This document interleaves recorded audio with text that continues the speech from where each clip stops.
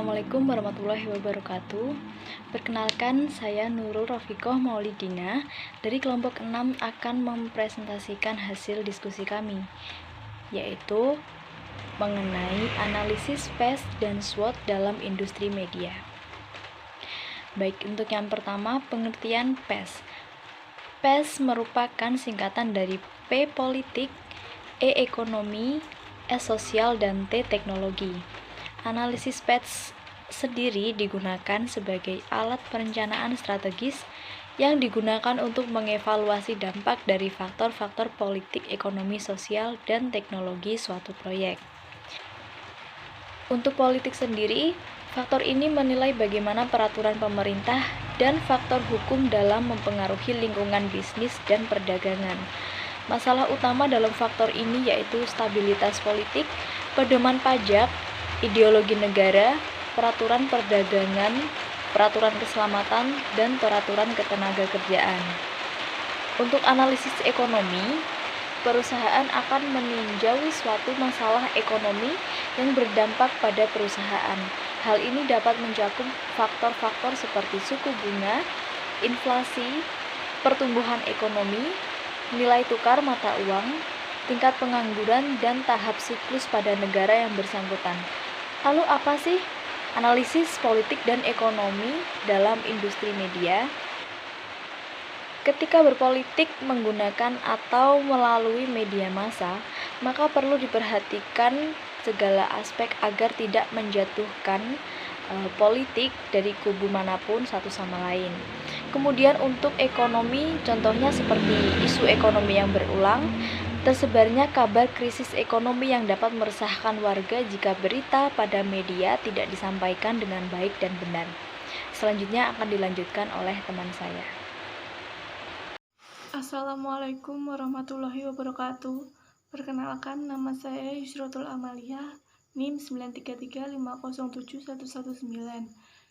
Di sini saya akan melanjutkan penjelasan mengenai pengertian analisis PES. Yang selanjutnya yaitu sosial. Analisis PES di faktor sosial ini akan menganalisis lingkungan sosial, ekonomi pasarnya, melalui elemen-elemen seperti demografi pelanggan, sosial budaya, sikap dan gaya hidup, serta latar belakang pendidikan.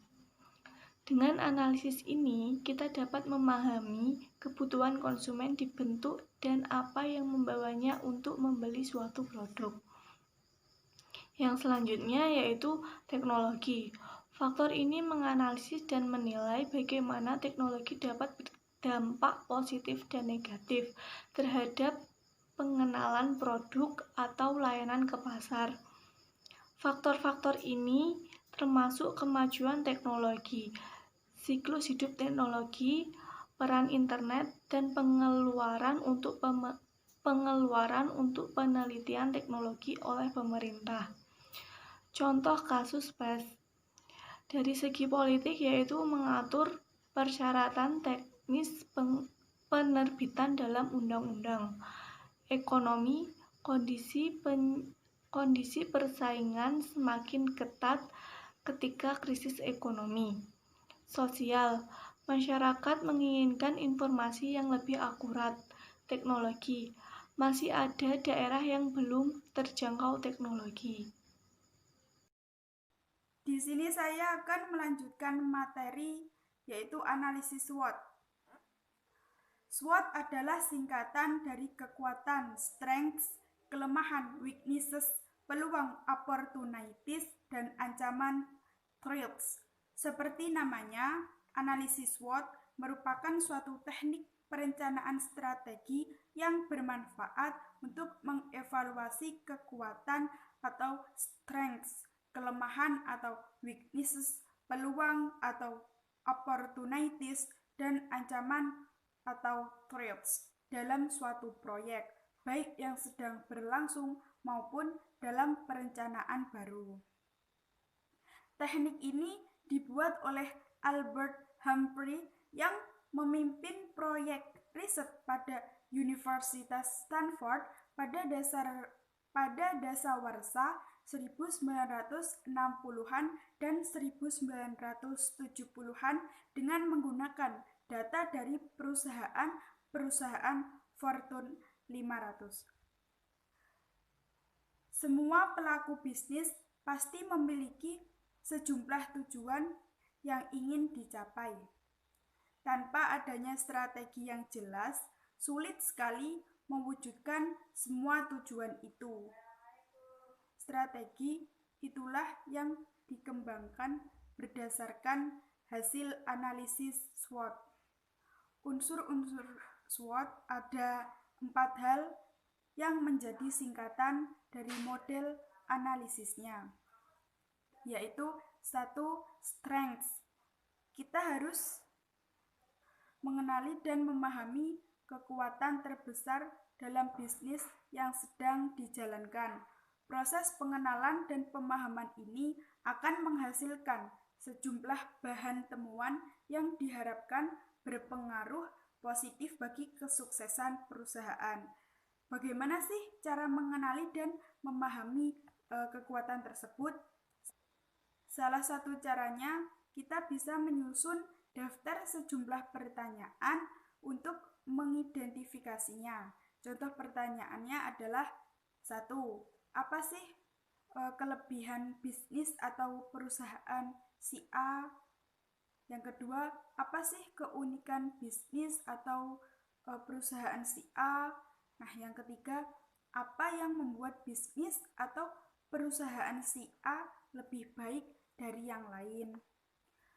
Strengths atau kekuatan sendiri mempunyai contoh dalam industri media. Salah satu contohnya adalah memiliki sarana dan peralatan dalam industri media dan mampu mengolahnya. Yang kedua ada weakness. Setiap model bisnis pasti memiliki kelemahan. Meski nampak sempurna, celah-celah yang berpotensi menimbulkan kesalahan atau kerugian selalu ada. Analisis mengidentifikasi kelemahan bisnis atau perusahaan seseorang dapat dicari hasilnya dengan mengajukan sejumlah pertanyaan seperti apa yang wajib ditingkatkan dalam bisnis atau perusahaan si B, apa saja faktor penyebab kerugian penjualan, apa saja yang dilihat konsumen sebagai kelemahan. Menurut si B, apa saja yang harus dihindari selama menjalankan bisnis atau perusahaan ini. Weakness atau kelemahan sendiri mempunyai contoh dalam industri media. Salah satu contohnya adalah memiliki keterbatasan dalam bermodalan atau keterbatasan sumber daya manusia. Selanjutnya akan dilanjutkan oleh teman saya.